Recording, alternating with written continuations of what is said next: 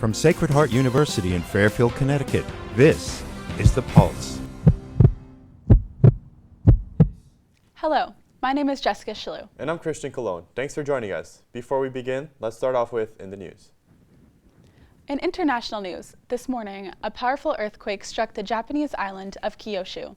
According to Japanese news media, buildings have been damaged, power has been lost, and dozens are injured. There have been no immediate reports of deaths, but local authorities in Kumamoto in southwestern Japan have received a number of reports of people trapped under collapsed buildings.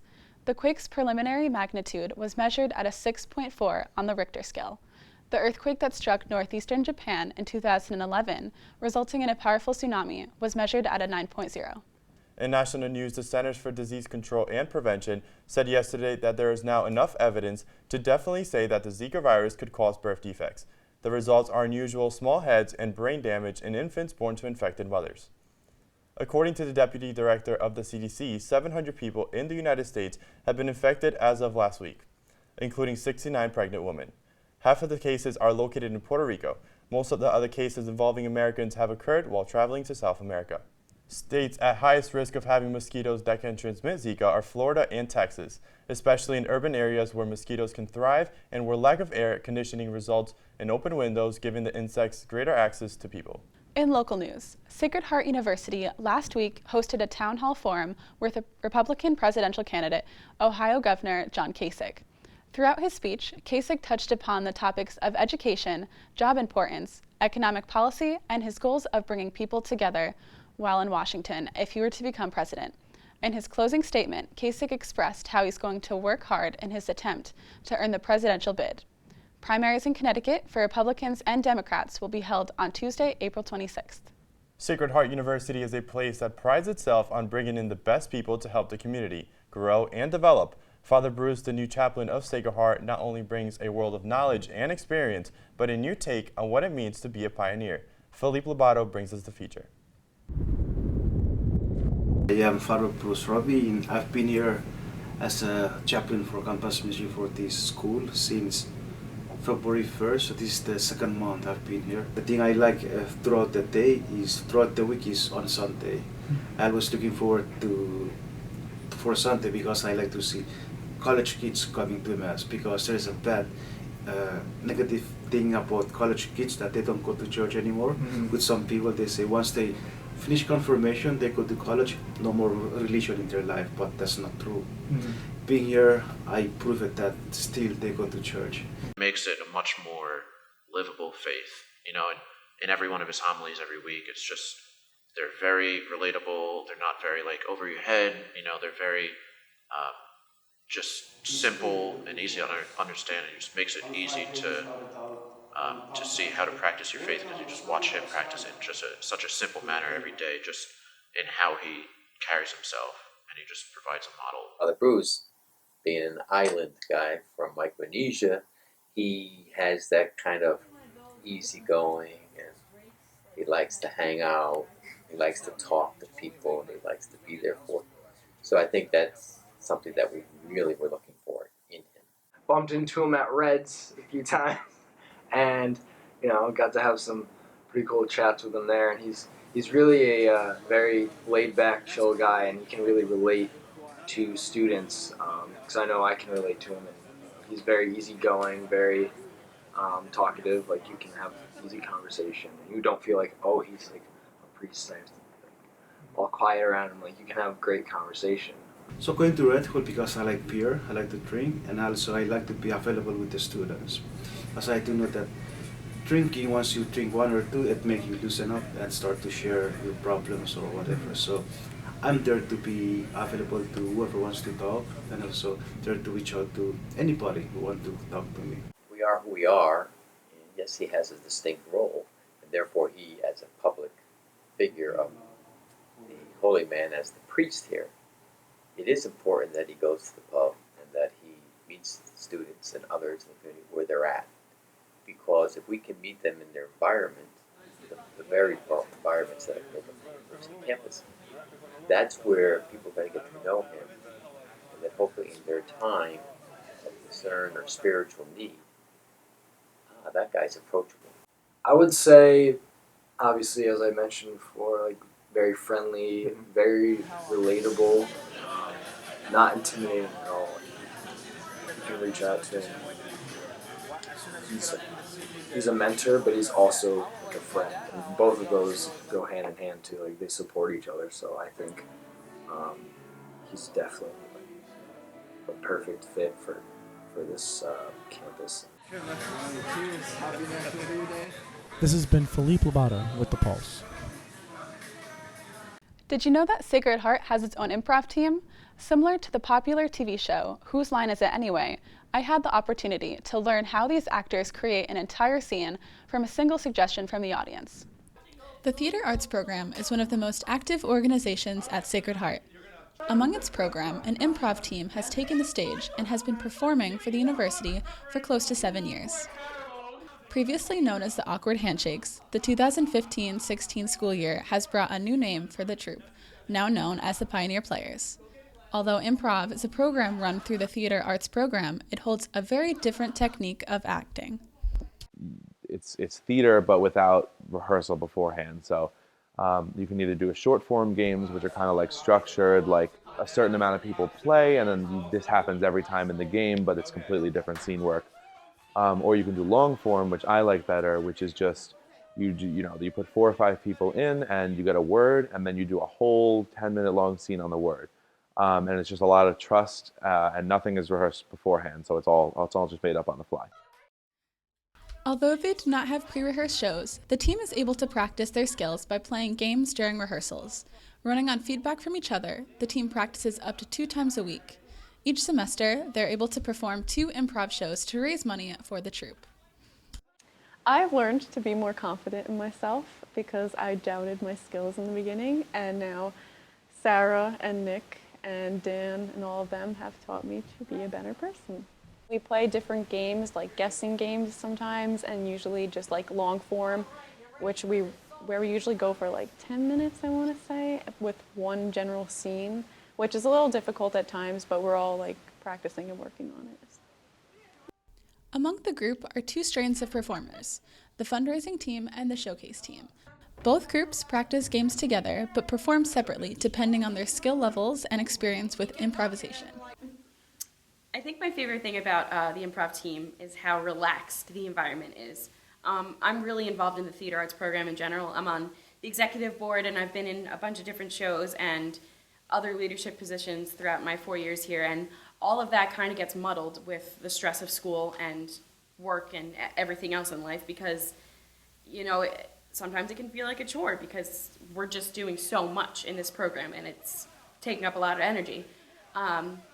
Improv is like the one thing that I can come in here and not worry about that stuff. I always say to the team, leave whatever's going on outside the door because it shows when you perform.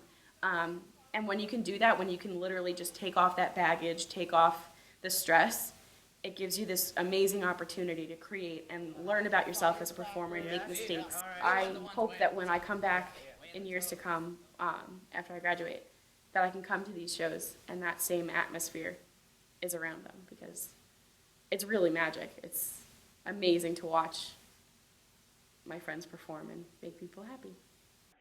For more information on how you can be a part of the Pioneer Players, contact improv directors Sarah Clam or Eddie Feely. I'm Jessica Shalou, reporting for The Pulse. Coming up after the break, we'll take a look on how alumni from Sacred Heart's Film and Television Masters program turned their dream into reality. We'll be right back.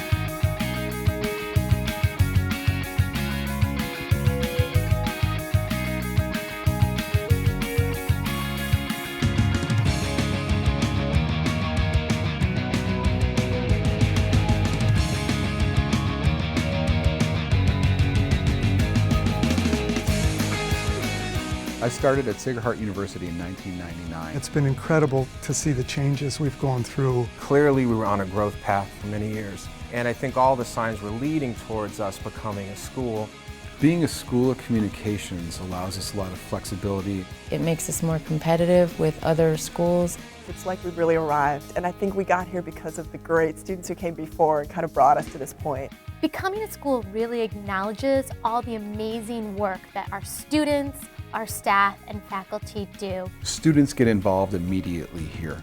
You don't have to wait until you're a junior. You could come in as a freshman and get involved. We have organizations and clubs. It's very much about the future. So it really is about what we can do moving forward. That this is going to set us up so that our graduate programs are going to be able to grow and improve, that our undergraduate programs are going to grow and build. All that's going to help us do what we've been doing all along even better.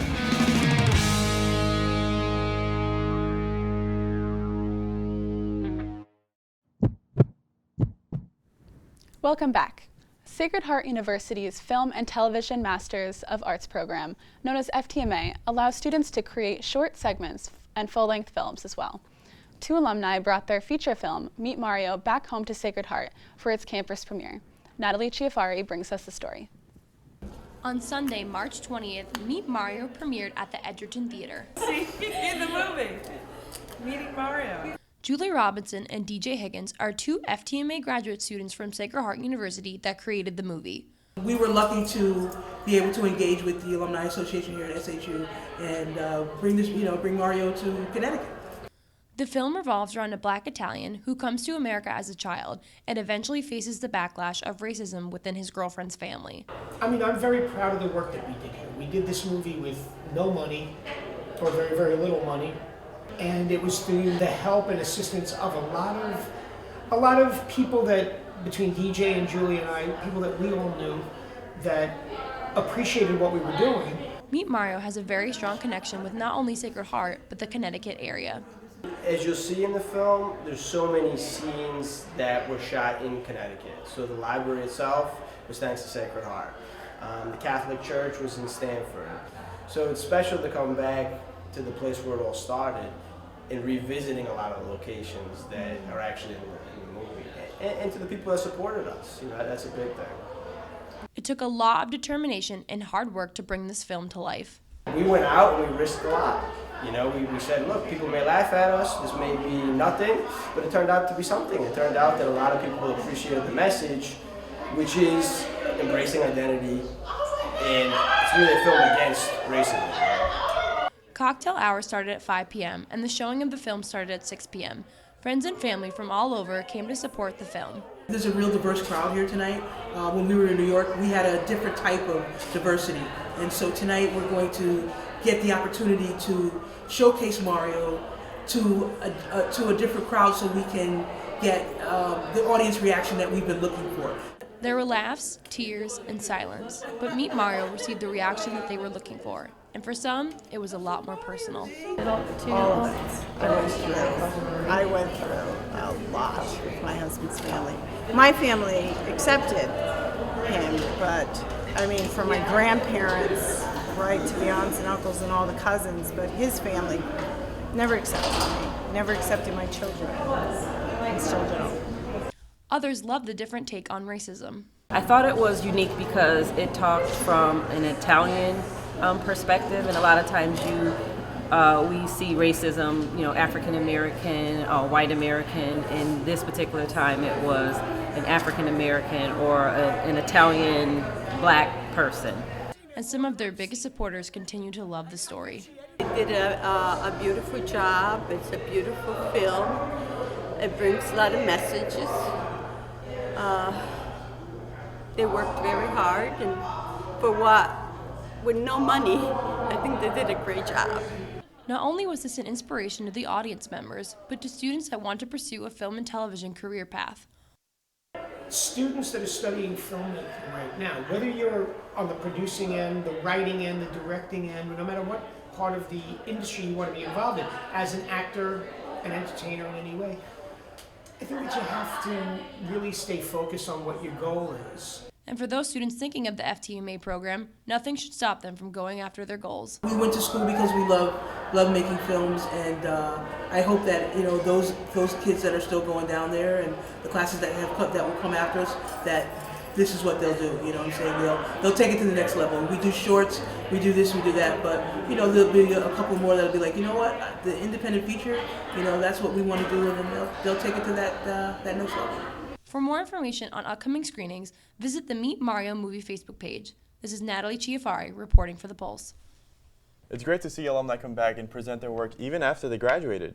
Yeah, a lot of hard work definitely went into Meet Mario, so they did a great job. Exactly. Coming up after the break, we'll take a look at one Greek organization's event that brought many together for a common cause. My name is Lauren Khalil, and I graduated in 2014, and I currently am a morning live reporter in Green Bay, Wisconsin.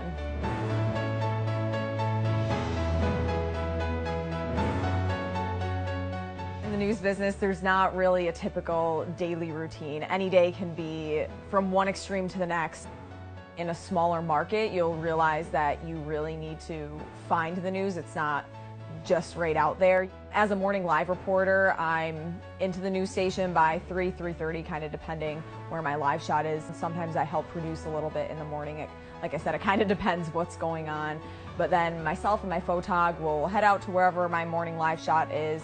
And typically I'll be doing some live interviews throughout the morning show. I'll have 4 different segments that are about 2.5 to 3 minutes long. I'll be interviewing somebody or I'll be fronting a package. The thing that I enjoy most about being a reporter is I'm able to do so much, especially working in a small market. I've been able to report, I've been able to anchor, I've been able to produce. I've even, every Friday night for football season, I'm able to go and shoot sports. So it's really unique in a small market, especially because you can kind of get your hands on so much. Sacred Heart has prepared me for where I am now, because just like when I'm working and able to get my hands in so much, when I was here, I was able to do that. It's more the hands-on classes that has really prepared me, because, I mean, my first day at work, they were like, okay, we're gonna have you shadow this person this day, this person the next day, and then your third day, you're gonna be using all the equipment, cutting packages. Nobody taught me how to use the cameras. Nobody taught me how to use the editing software. So it was kind of just my experiences here. Making sure you build those relationships with your professors here, I think, is key, because even to this day, I send professors at Sacred Heart my work regularly just so they can kind of look at it, critique it. It's always good to have another eye looking at your stuff. I would recommend Sacred Heart because you just have so much at your fingertips between the professors that have had that experience in the real world within communications. And I mean, the set and all of the equipment that you guys have, so you have so much at your fingertips that you'll be able to utilize that will prepare you for that next step.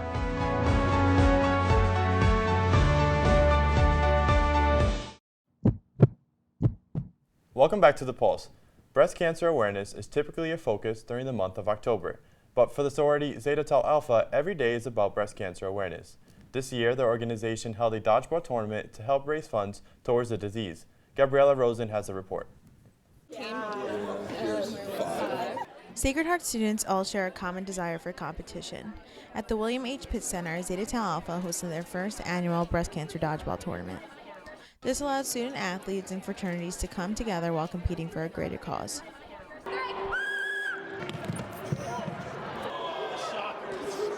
Each team was charged $15 for a 6-on-6 game. There was Greek life and non-Greek life students involved. Zeta Tau Alpha's foundation raises funds for educational and philanthropic programs that meet their ever-changing needs of their fraternity. It was really great to see my sisters as well as other organizations come together and support our philanthropy. Breast cancer has even affected the families of sisters in this chapter. Breast cancer has recently affected my family, so it was really nice to see everyone support us, and not only me, but the millions of other people and other women that are also affected each year. 21 registered teams competed for the grand prize of $150 while raising money for Zeta's philanthropy. Over the past year, this organization has raised more than $1,500 that will be generously donated to breast cancer awareness and education. The dodgeball tournament was a lot of fun. It was a great event. Zeta always does an awesome job of putting on their events, and they always kill it for their philanthropies. I think this was a really good opportunity to get involved with some of the other organizations on campus, because I know a lot of them came out and were a part of the event. Male student athletes from multiple teams and organizations included the men's football team, men's ice hockey, Pi Kappa Phi, Iota Phi Theta, and Delta Tau Delta. This is Gabriella Rosen reporting for The Pulse.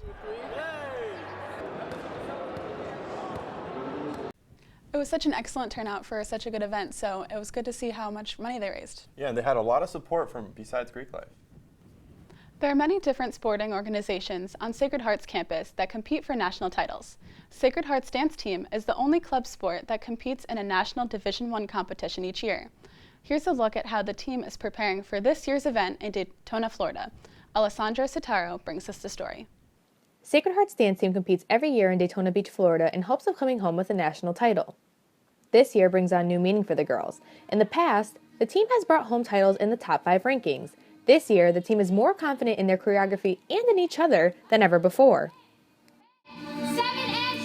So unfortunately, during spring break, we experienced a big setback when one of the juniors on our team got injured during a basketball game. We were doing this lift and she was being thrown through the air basically and landed wrong. She ended up tearing her ACL and both meniscus in her knee. And the doctors told her that she wouldn't be able to dance at nationals this year. So that made our dance even more special in a way because we're able to do this dance for her. Each member of the Division I team has dedicated their dance to a loved one who may be sick, passed away, inspires, or motivates them. When dancing on the national stage, the girls will have their Circle of Hope bear in the audience as a reminder for them to remember who they're dancing for. The bear was given to them by one of their choreographers who has not only helped the team become performance ready, but mentally ready as well. The girls have worked through hours of sweat, pain, and tears to get where they are, sacrificing time off during winter and spring breaks. Now, it's time for them to show the nation what they've been working for. Definitely seeing our competitors and what they have to dance with and seeing what our strengths and our weaknesses are as a team and just really focusing on our main goal to make it to the bandshell and finals. This year I think we worked hard. We have had so much encouragement from our coaches and from our teammates that I feel like we're ready and that I feel like we'll make it to the bandshell. Yeah, I'm so excited. Can't wait. The team competed in Daytona this past weekend where I actually had the opportunity to follow them on their journey. We'll have the full story and results for you during next week's show. For now, this is Alessandra Sotaro reporting for The Pulse. 1, 2, 3, bandshell!